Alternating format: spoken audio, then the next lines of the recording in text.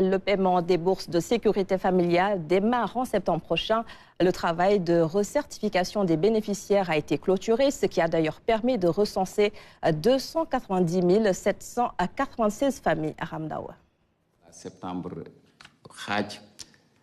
xaalis ban waroon a dajale pour rattraper li nga xam ne fayagun ko danañ ko def incha allahu. Ferme volonté de rattraper en septembre les bourses de sécurité familiale non encore payées. Les filets sociaux sont de ces dossiers que le Premier ministre suit personnellement.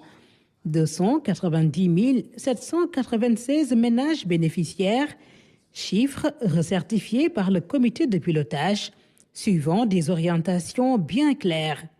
Je note avec satisfaction la tenue les 11, 12 et 13 août 2026 de l'atelier de réflexion et de partage sur les nouvelles orientations du programme national de bourse de sécurité familiale et du registre national unique RNU. Pour l'année 2026, ce qu'il faut retenir, c'est que les handicapés devront être une cible protégée. Pour l'année 2026, dans ces situations transitoires, que sur les quotas communaux, nous allons les maintenir, mais les ajuster pour tenir compte, disons, de spécificités et veiller en tout cas à trouver quelques marges de manœuvre budgétaires supplémentaires pour, disons, l'accès d'autres cibles. Et nous projeter sur 2027. Un principe guide la nouvelle démarche de l'État, faire prévaloir l'impact valable pour les bénéficiaires des bourses de sécurité familiale, les détenteurs de la carte d'égalité des chances et pour tous ceux qui sont dans le registre national unique. Nous avons ce qu'on appelle le pilotage des impacts. C'est par cela désormais que nous gérons les politiques publiques. C'est les indicateurs du pilotage d'impact qui doivent définir l'allocation optimale des ressources de l'État. Dans les domaines d'impact, il y a deux domaines d'impact qui concernent les questions, on veut dire, de protection sociale. Le domaine d'impact sur la résolution des difficultés des Sénégalais, qui consiste à, disons, faire reculer la précarité dans le monde rural, rendre la vie moins chère.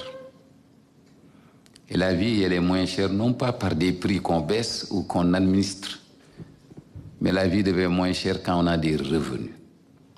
Et c'est ces revenus que nous devons viser à augmenter au travers donc de ce programme-là de transfert monétaire. L'équité territoriale est aussi un critère qui entre en jeu.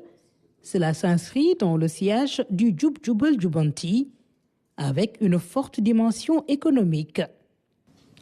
Nous voulons désormais que un peu plus de la moitié du produit intérieur brut se fabrique en dehors de Dakar. Et donc ça suppose qu'on maintienne les gens là où ils sont, mais également que tous les mécanismes de filets sociaux les trouvent là où ils sont plutôt que de continuer à favoriser et l'exode rural et la migration. En tout cas, le Premier ministre vous soutiendra. L'audace ne doit pas être juste de dire la contrainte budgétaire, mais l'audace, c'est de travailler toujours en structuration pour que la pauvreté, je ne dis pas recule dans ce pays, mais soit réduite à sa plus simple expression en mettant en synergie tous nos instruments. Le comité de pilotage des bourses de sécurité familiale réunit plusieurs ministères, de la famille aux finances en passant par l'agriculture, l'intérieur, la santé ou encore l'éducation nationale. Le COPIL tenait sa première session ordinaire sous la présidence du Premier ministre Ahmadou Al-Aminou Lo.